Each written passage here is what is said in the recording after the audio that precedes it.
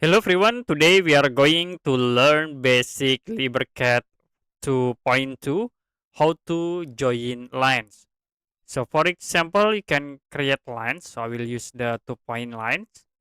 I'll create here a simple line.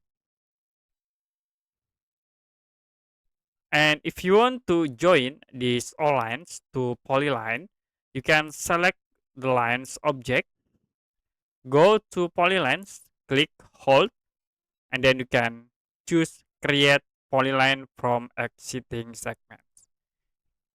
So it will be automatically join the lines. Okay, I will create again line in this point. And to join, you can select the all lines, go to polyline and use create polyline from existing segments.